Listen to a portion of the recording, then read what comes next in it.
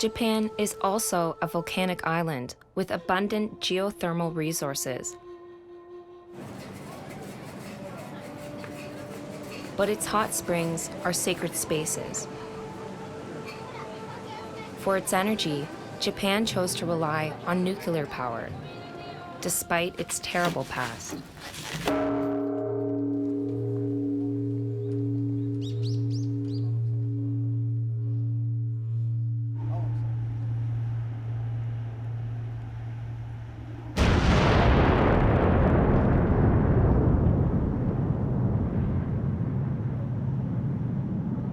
Really, the origination of all of it was the nuclear weapons program.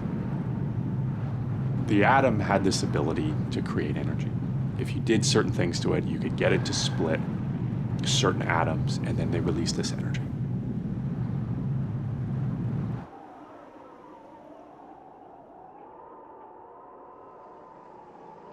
After the weapons were used in Japan, and after the end of World War II, then people began to want to transition the thinking away from the weapons a little bit, more to what they called peaceful uses.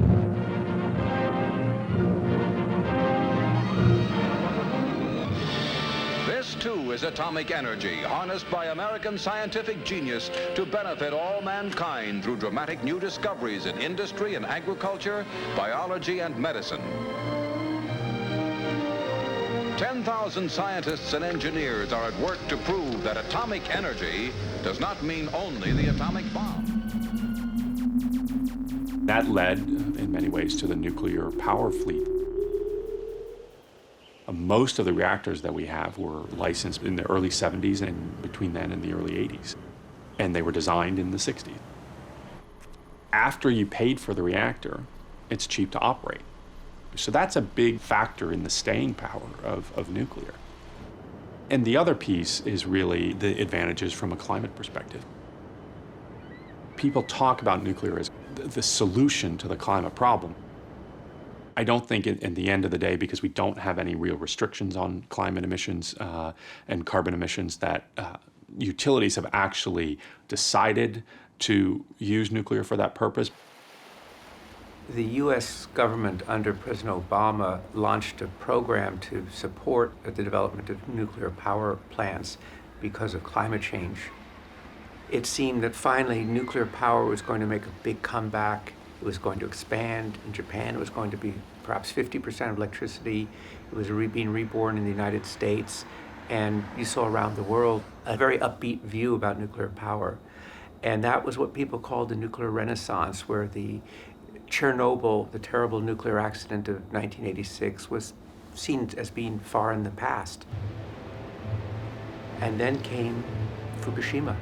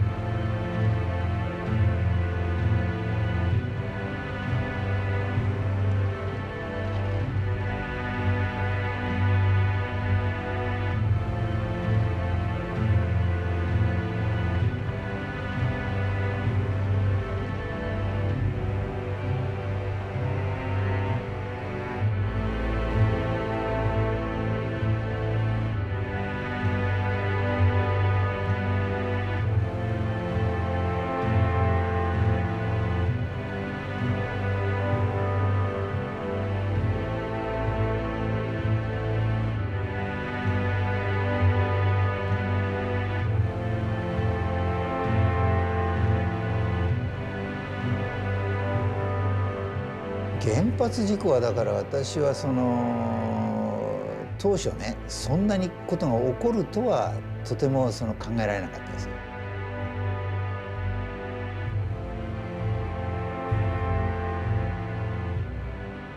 ああいう、爆発が起こるとか要するにそれなりに当然対応するだろうと。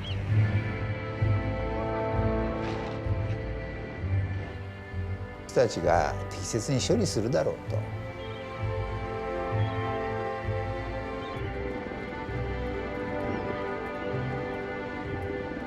そのぐらいのねこうセーフティーのいろいろ何が起こったらどうって種類のことは全部手打ってあるだろうから最悪のことにはならないだろうと思いながらずっと見てましたよね。だから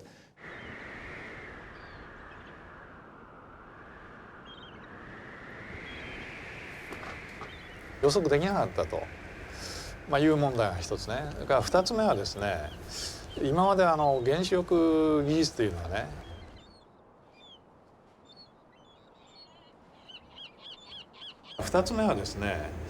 今まで原子力技術というのはね、十分安全が担保されてね、それを推進してきたというふうに私も信じていたもんですからね、それが全く裏切られてしまったと。そこでですから非常に大きな反省はね、原子力のようなひとたび事故が起きればね、大変な災害をもたらすような危険な技術をね、人類社会がね安全に管理していけるかどうかね。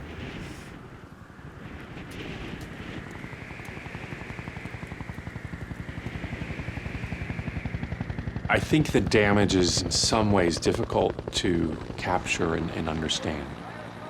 The real impact right now from the Fukushima accident, well, I think it's really twofold. Primarily, it is the people that have been evacuated from their homes. You've got about 100,000 people who have been forced out of their homes for several years now. Some of them will never be able to return. The communities that existed will never reform.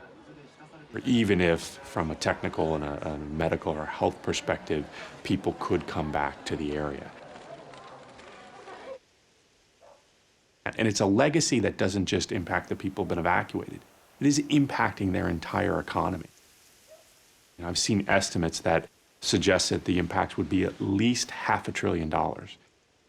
It's shut down a significant portion of their electricity generation, which has changed the lifestyle of almost everyone in Japan.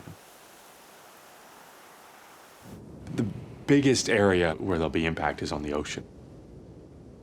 The expectation is the majority of the contamination went out to the sea.